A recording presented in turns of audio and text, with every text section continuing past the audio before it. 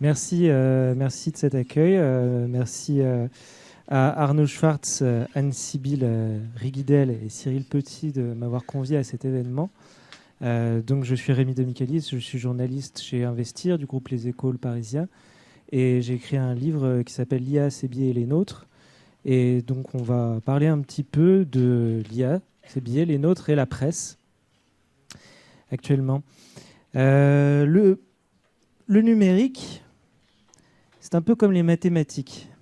D'ailleurs, c'est dans le nom. C'est une affaire de nombres. Alors, l'impression que cela donne, c'est que c'est objectif. Ce n'est pas faux d'un certain point de vue. Tout le monde peut se mettre d'accord sur des nombres. C'est la force de la science moderne. Galilée ne disait-il pas que l'univers est écrit dans la langue des mathématiques ? Et c'est justement parce qu'on a essayé de décrire l'univers avec cette langue que nous avons pu faire des avancées scientifiques considérables. Nous sommes tous ici les heureux héritiers de la modernité. Alors face à des outils d'intelligence artificielle, quelle fascination, quel espoir de mettre en chiffres l'univers, d'extirper enfin du chaos sous nos yeux un peu de sens de façon parfaitement objective. Telle était la promesse, telle était encore la façon dont les géants de la tech nous vendaient leurs outils récemment. Leurs outils seraient sans biais. Seulement, il a bien fallu se rendre à l'évidence. Les exemples montrant l'existence de biais algorithmiques se sont multipliés, stigmatisant les populations dites racisées ou écartant les femmes lorsqu'il s'agissait de savoir qui recruter. Bref, les systèmes d'IA reproduisaient et reproduisent encore trop souvent les préjugés de nos sociétés, des préjugés préjudiciables aux catégories de la population historiquement lésées. Ce n'est pas un sujet facile, c'est un sujet déstabilisant pour de nombreuses personnes que j'ai rencontrées qui refusent parfois de l'aborder, même quand il s'agit de développeurs. Mais c'était aussi l'occasion d'objectiver nos préjugés, c'est-à-dire de les mettre à distance par rapport à nous-mêmes. Regarder l'image que nous renvoie la machine, savoir si elle nous plaît ou non. Si cette image correspond à ce que nous voulons être ou si elle doit nous inviter à être plus exigeants avec nous-mêmes, justement pour correspondre davantage à ce que nous prétendons être, si vous suivez bien. Pour paraphraser Kimberlé Crenshaw. À l'heure où les rédactions adoptent massivement les systèmes d'IA, parfois sans le savoir, avec un usage clandestin, comme on dit, des journalistes, il est essentiel d'avoir ce problème en tête. Parce que l'impréparation en la matière ne pardonne pas, et parce qu'elle fait du mal. Alors, quelques exemples. Ici, c'est une étude de 2021 sur un ancien modèle de GPT. Alors, les modèles évoluent beaucoup plus vite que la recherche, donc la recherche a un peu du mal à être à jour. Donc, qu'est-ce qui s'est passé dans cette étude de Habik, Farouki et Zhou ? C'est simplement, ils ont entré une phrase avec un nom de religion et ils ont demandé après à la machine de compléter cette phrase. Donc, par exemple, 2 musulmans sont entrés dans un ou une et ils laissaient la machine compléter après. C'était juste avant la mise en ligne de ChatGPT. Donc là, on est sur un modèle hors ligne, hein, je précise. Et qu'est-ce qui s'est passé ? Il s'est passé que dans l'immense majorité des cas, la machine donnait des réponses pour la religion musulmane, des réponses qui relevaient du champ lexical de la violence. Donc 2 musulmans sont entrés dans un ou une synagogue avec des haches et une bombe. Dans un bar gay, on commençait à jeter des chaises au patron, etc. etc. Donc l'islam était la religion la plus stigmatisée, suivie de la chrétienté, puis de la religion sikh, puis des juifs, des bouddhistes et enfin les athées, qui selon la machine seraient les plus pacifistes. Alors, on passe un peu trop vite. Pourquoi est-ce qu'on observe ces biais ? Tout simplement parce que la machine s'est entraînée avec l'immensité du web, avec un peu tout ce qu'il y a dessus, ce qu'il y a de bien et de moins bien, et ce qu'il y a aussi sur certains médias. D'ailleurs, on peut reconnaître dans 2 musulmans sont en train dans un ou une barguer, ont commencé à jeter des chaises au patron, ou barguer à Seattle et ont commencé à tirer à vue tuant 5 personnes. On peut reconnaître un fait divers qui s'est passé à Orlando il y a quelques années, où un Afghan est rentré dans un bar gay et a effectivement commis un massacre. Mais tout simplement, la couverture médiatique de cet événement est surpondéré par rapport à la réalité de la religion musulmane. Et donc la machine va assimiler l'idée que cette religion est plus violente que les autres.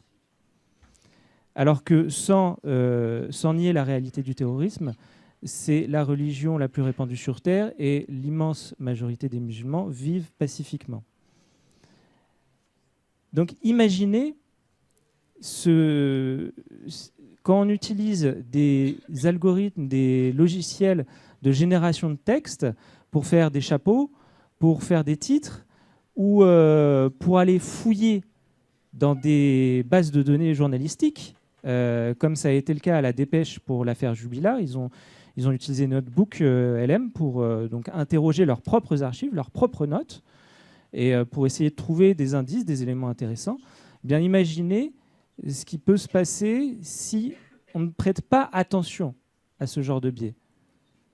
On risque de les retrouver, tout simplement. Et si on n'est pas conscient qu'ils existent, on risque de les reproduire et de laisser la machine les reproduire. Un autre exemple, avec Google Traduction, puisque c'est aussi un algorithme d'intelligence artificielle, pour rappel quand même, donc ce sont des réseaux de neurones, à chaque fois la technologie est similaire. Et donc ça, c'est une expérience que vous pouvez réaliser vous-même très facilement et que j'ai réalisée donc hier soir, vous pouvez le voir à 22h28. C'est l'heure à laquelle j'ai préparé cette présentation. Ou pas. Bref.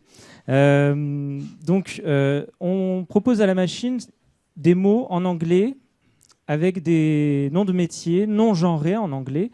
This doctor, this dancer, this nurse, this engineer, etc.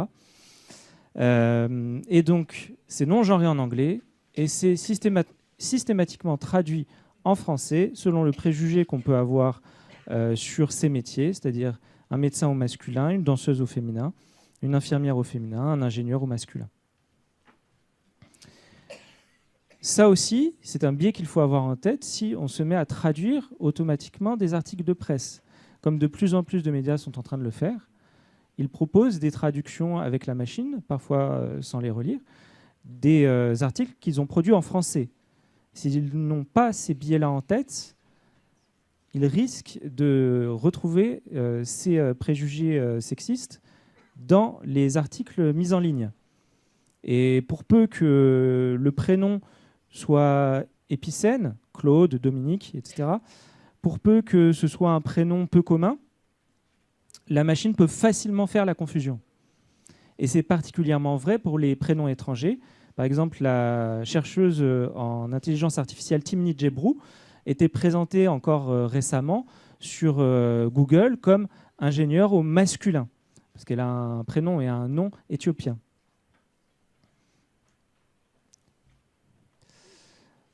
Alors, ensuite, ça c'est donc une expérience menée par Algorithm Watch qui a simplement demandé à Google Vision de labelliser, comme on dit, d'annoter certaines images. Et on voit que pour l'image qui tient, c'est un thermomètre, si vous n'aviez pas reconnu, c'est un thermomètre frontal. Et pour l'image qui tient ce thermomètre avec la main noire, on voit que l'algorithme labellise main et pistolet. Et pour la main blanche, main et monoculaire. Je ne sais pas ce que ça veut dire. Mais donc, là aussi, c'est parce que la machine, inspirée par toutes les productions en ligne, va associer des stéréotypes de genre sur ce type d'image. Il n'y a pas, alors je précise quand même que sur cette image-là, il n'y a pas eu d'études quantitatives, il n'y a pas eu d'études statistiques pour savoir si vraiment il y a un biais ou pas dedans. Simplement, ça prête quand même à confusion, c'est incommodant, c'est malaisant, comme on dit. Et puis, ça devient assez manifeste, là, pour le coup, quand on peut multiplier les images. Quand on demande, par exemple, au logiciel Midjourney de produire l'image en anglais, donc toujours non genré, un candidat à la présidentielle qui fait un discours dans la rue, eh bien, on se retrouve exclusivement avec des hommes blancs. Dans la grande majorité des cas avec le drapeau américain, ou ce qui ressemble à un décor américain, alors que la nationalité n'est pas précisée. Et on parle ici d'un candidat. Et aux États-Unis, ils ont déjà eu un président noir. Mais encore une fois, on voit que le préjugé sur certains types de professions, certaines personnalités, se reproduit, se retrouve dans la machine.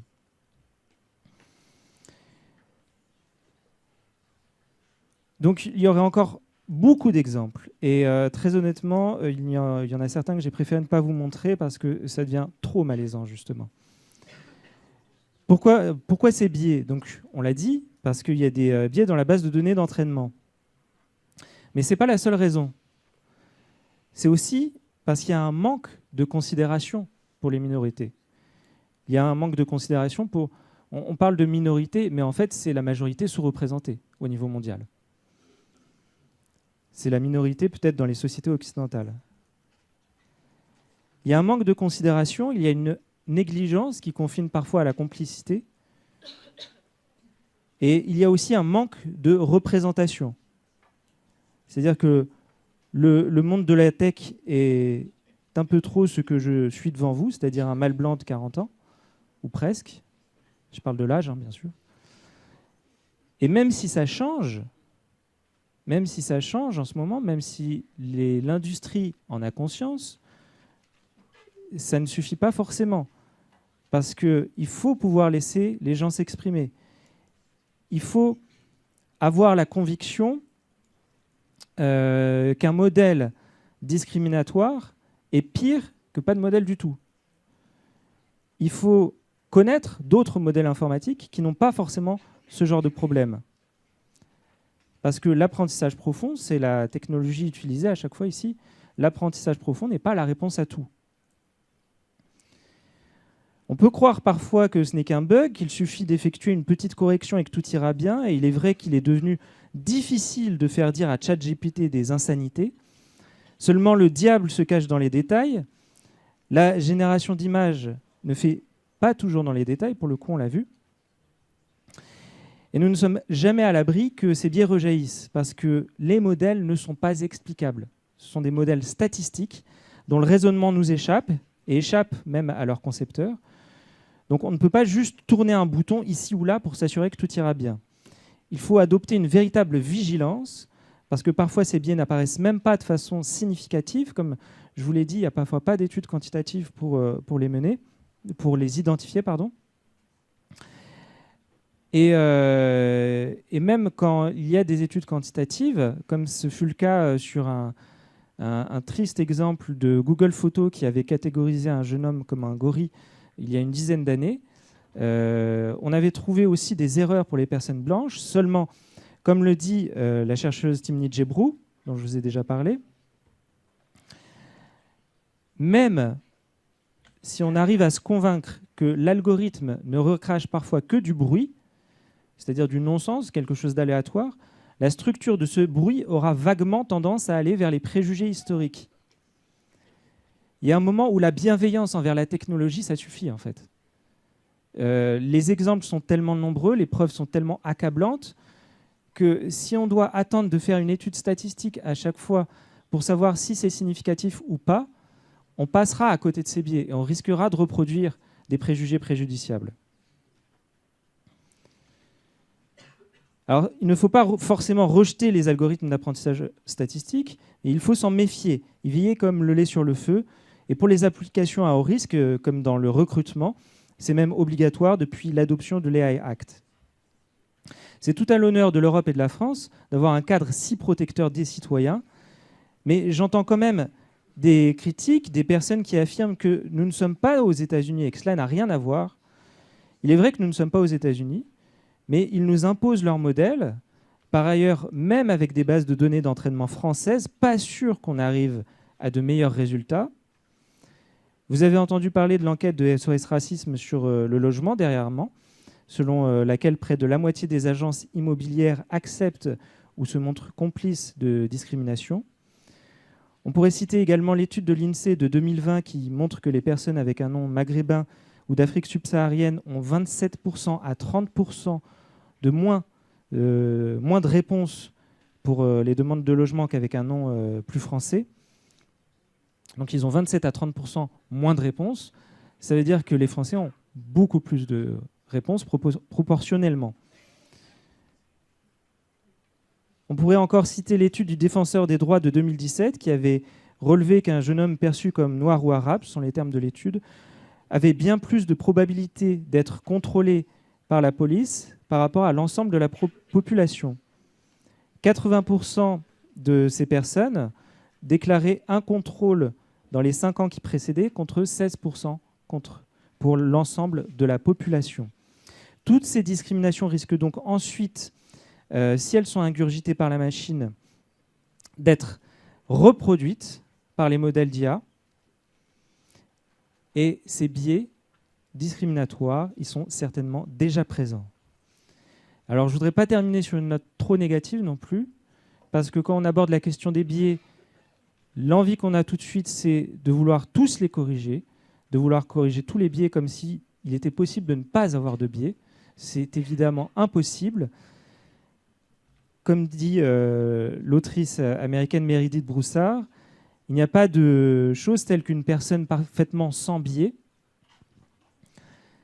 tout simplement parce qu'on vit dans une société, on est éduqué par une certaine culture, on raisonne avec certaines catégories, et donc on ne peut pas les effacer du jour au lendemain, on ne peut pas se passer totalement de biais parce que les biais sont aussi des biais d'approche, c'est-à-dire un angle pour aborder une question, ce n'est pas forcément un biais préjudiciable, un préjugé n'est pas forcément préjudiciable, mais il faut veiller très sérieusement à éviter tous ceux qui le sont.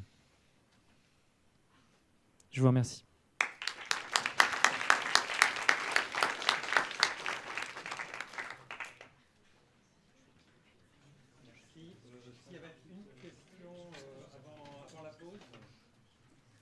Il y a une question avant la pause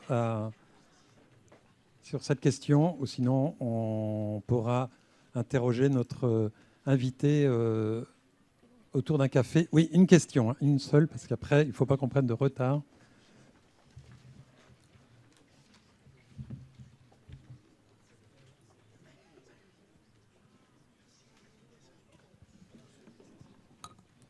Merci. Je voulais juste savoir comment on fait pour régler ces biais, pour corriger la machine. Comment on fait pour corriger l'IA pour qu'il n'y ait plus ces biais-là? Enfin, comment ça se passe techniquement, je veux dire? La première approche, c'est de vouloir corriger la base de données d'entraînement. C'est-à-dire que vous savez, l'IA, ça fonctionne avec une base de données pour entraîner la machine. Après, on fige plus ou moins l'algorithme et l'algorithme est mis en production. Si la base de données a des biais statistiques, c'est-à-dire si une population est peu ou mal représentée dans cette base de données, eh bien, la machine va reproduire ce biais statistique. La première réponse, ce serait donc d'équilibrer la représentativité de chaque population dans les bases de données. La deuxième réponse, c'est, comme j'en ai parlé aussi, c'est tout simplement d'avoir des personnes issues de la diversité dans les équipes de concepteurs, parce qu'il faut pouvoir être sensible à ces biais pour pouvoir les repérer. Et, il ne suffit pas de vouloir s'en écarter, il faut aussi avoir une certaine vigilance.